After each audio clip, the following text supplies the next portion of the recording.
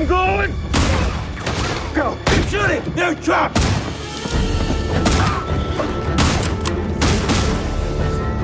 When the trumpets of Elmer Bernstein's score first thunder across the screen, they herald more than just another Western. They announce the arrival of what would become one of cinema's most influential ensemble films. The year is 1960, and American audiences are about to witness a revolutionary reimagining of heroism on the frontier, though few could have predicted the lasting impact the Magnificent Seven would have on the landscape of film. In the twilight of Hollywood's golden age, when the Western genre seemed to have revealed all its cards, director John Sturges took an audacious gamble. He set out to adapt Akira Kurosawa's masterpiece Seven Samurai into an American context, a move that raised more than a few eyebrows in the industry. The very idea of transforming a Japanese period film into a Western spoke to the increasing globalization of cinema, even if audiences of the time weren't fully aware of the connection. With a modest budget of $2 million, the film wasn't positioned as a tentpole release by United Artists. Yet what emerged was something far more valuable than its initial box office returns of $4.9 million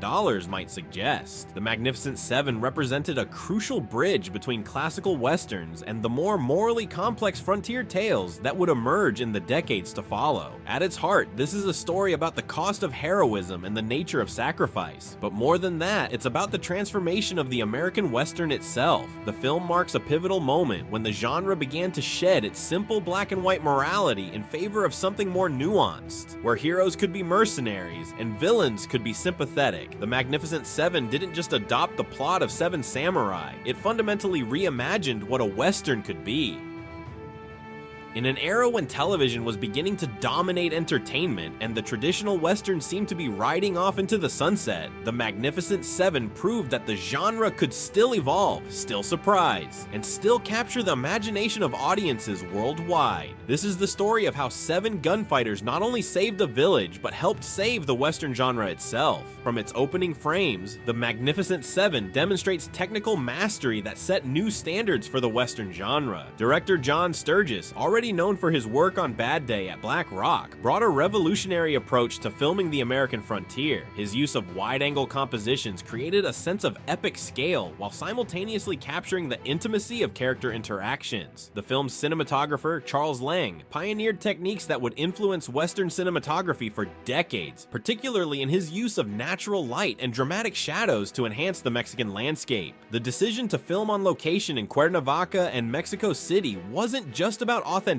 It was a technical and logistical challenge that pushed the boundaries of 1960s filmmaking. The production team had to contend with unpredictable weather, difficult terrain, and the complexities of coordinating large-scale action sequences with hundreds of extras. Yet these challenges led to innovations, particularly in how action scenes were choreographed and filmed. The film's visual language broke new ground in several ways. Unlike earlier westerns that often relied on standard shot-reverse-shot patterns for gunfights, Sturges and Lang developed a more dynamic approach. They utilized sophisticated tracking shots during action sequences, allowing audiences to follow multiple characters through complex scenarios. The famous village raid scenes, for instance, employed a combination of wide shots to establish geography and tight close-ups to maintain emotional intensity, a technique that would become standard in action filmmaking.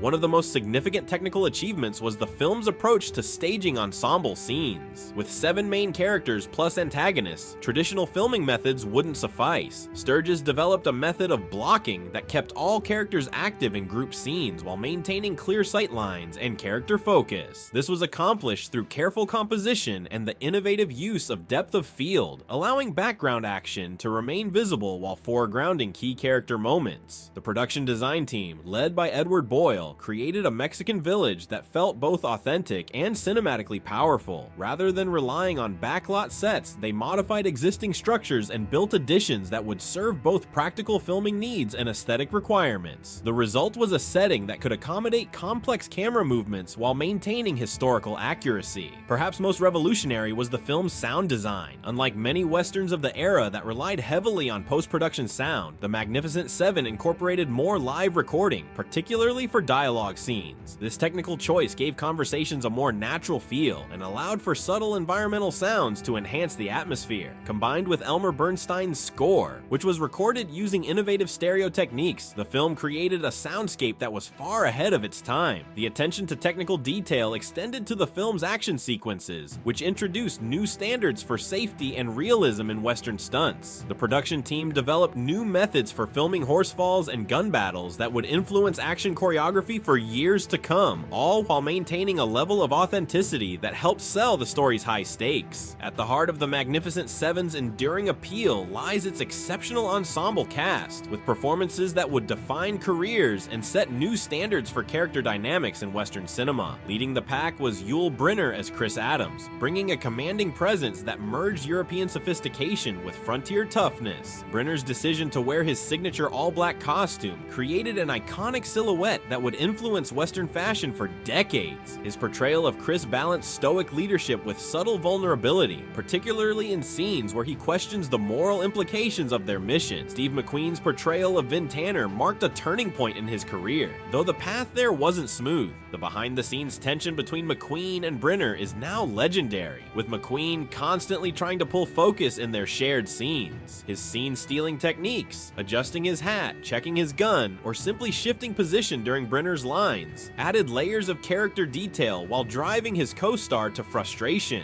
This rivalry, however, created an electric on-screen chemistry that served the story perfectly. Eli Wallach's portrayal of Calvera deserves special attention for breaking the mold of traditional Western villains. Instead of playing him as a mere brutal bandit, Wallach created a complex character who genuinely believes in his way of life. His memorable line, "If God didn't want them sheared, he would not have made them sheep," reveals a worldview that, while ruthless, carries its own twisted logic. This complexity elevated the entire film beyond simple good versus evil narratives. The film's most powerful scenes showcase how these performances intersect with its themes. The nighttime conversation where the Seven discuss their lives as gunfighters reveals the emptiness behind their seemingly glamorous existence. Here, Charles Bronson's delivery of the line about being a man who got used to being a low-down thief carries particular weight, especially when contrasted with the respect they receive from the village children. James Coburn's barely verbal but intensely physical performance as Britt created some of the film's most memorable moments, particularly in his knife versus gun demonstration. This scene, while brief, established his character's deadly competence without the need for lengthy exposition. Brad Dexter, Robert Vaughn, and Horst Buchholz rounded out the Seven, each bringing distinct personalities that complemented rather than competed with each other. No small feat in such a large ensemble cast. The casting process itself reveals fascinating insights into Hollywood at the time. Several now famous actors, including Gene Wilder and Warren Oates, were considered for roles. German actor Horst Buchholz was cast partly to appeal to European markets, an early example of international market considerations in Hollywood casting. This decision proved prescient as the film found particular success in Germany and other European markets. Perhaps most remarkably, these performances had to work not just individually, but as a coherent unit, creating a group dynamic that would influence countless ensemble films to follow. The way each character's distinct personality traits played off the others created a template for how to handle large casts in action films. A template still followed today. When The Magnificent Seven first rode into theaters in 1960, critical reception was surprisingly mixed. Many American critics, perhaps not recognizing its roots in Kurosawa's Seven Samurai, viewed it as just another Western in an already crowded genre. Bosley Crowther of the New York Times notably criticized it as superficial and unmoved, a judgment that would age poorly as the film's influence grew. However, European critics, particularly in France and Germany, immediately recognized its groundbreaking blend of Western conventions with more complex narrative structures.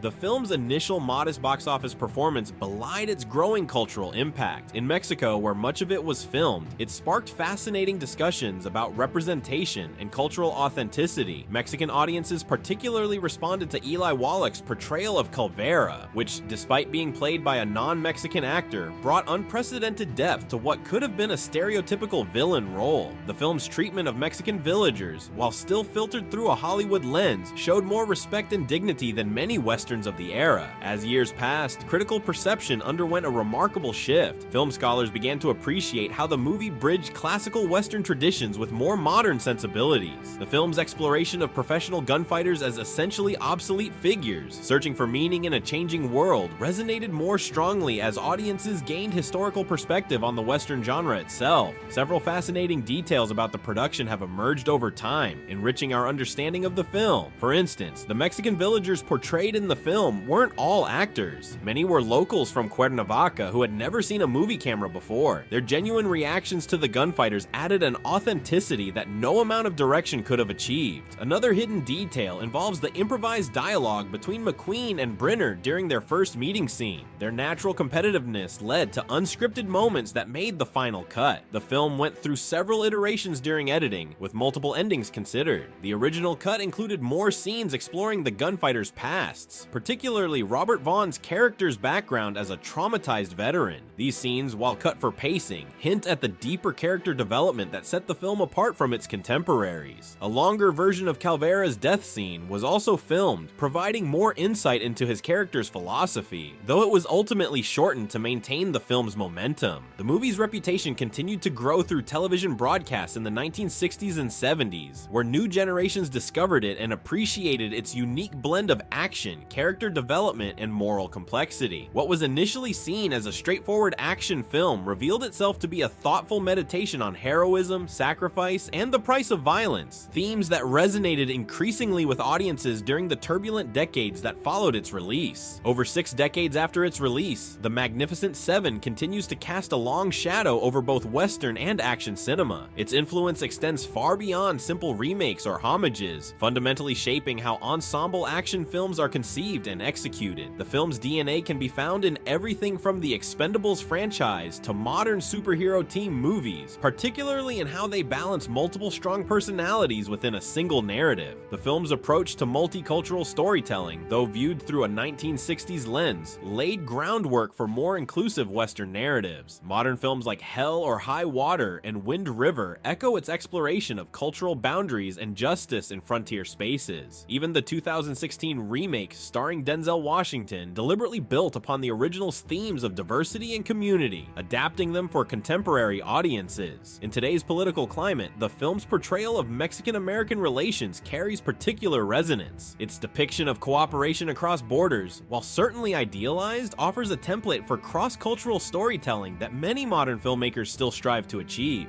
The village's struggle against exploitation remains remarkably relevant to current discussions about economic inequality and community resistance. The film's influence extends beyond cinema into television and video games.